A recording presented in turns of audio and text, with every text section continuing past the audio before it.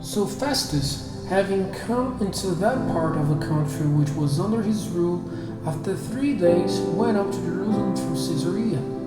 And the chief priests and the chief men of the Jews made statements against Paul, requesting Festus to give effect to their design against him and send him to Jerusalem, when they would be waiting to put him to death on the way.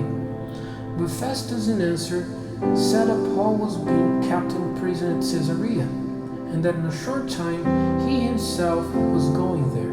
So he said, "Let those who have authority among you go with me, and if there is any wrong in the man, let them make a statement against him." And when he had been with them not more than 8 or 10 days, he went down to Caesarea. And on the day after, he took his place on the judge's seat and sent for Paul. And when he came, the Jews who had come down from Jerusalem came round him and made all sorts of serious statements against him, which were not supported by the facts. Then Paul in his answer said, "I have done no wrong against the law of the Jews, or against the temple, or against Caesar." But Festus, desiring to get the approval of the Jews, said to Paul, "Will you go up to Jerusalem and be judged before me there in connection with these things?" And Paul said, "I am before the seat of Caesar's authority, where it is right for me to be judged. I have done no wrong to the Jews, as you are well able to see. If then I am a wrongdoer, and there is a cause of death in me, I am ready for death. If it is not as they say against me, no man may give me up to them. Let my cause come before Caesar." Then Festus, having had a discussion with the Jews, made answer, "You have said, let my cause come before Caesar. To Caesar you will go." Now when some days had gone by, King Agrippa and Bernice came to Caesarea and went to see Festus.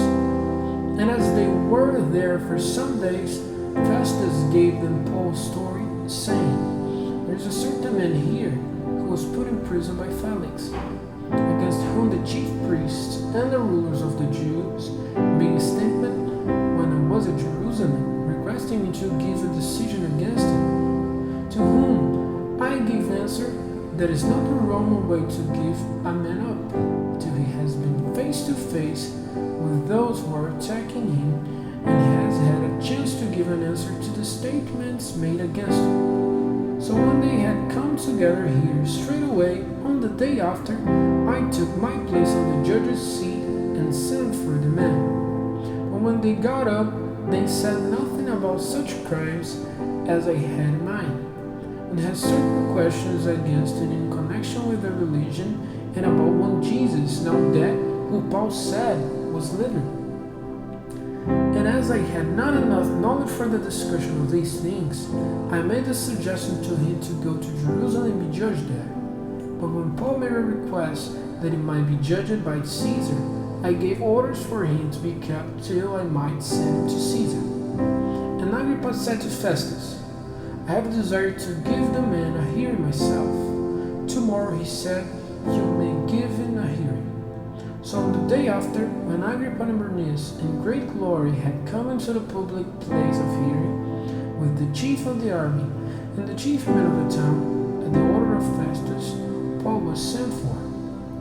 And Festus said, "King Agrippa, and all those who are present here with us, you think this man, about whom all the Jews have made protests to me, at Jerusalem and in this place, saying that it is not right for him to be living any longer. But in my opinion, there is no cause of death in him. And as he himself has made a request to be judged by Caesar, I have said that I would send him. But I have no certain accounts of him to send to Caesar. So I have sent for him to come before you, and especially before you, King Agrippa, so that after the business has been gone into, I may have something to put in written. For it seems to me against reason to send a prisoner without making clear what there is against him."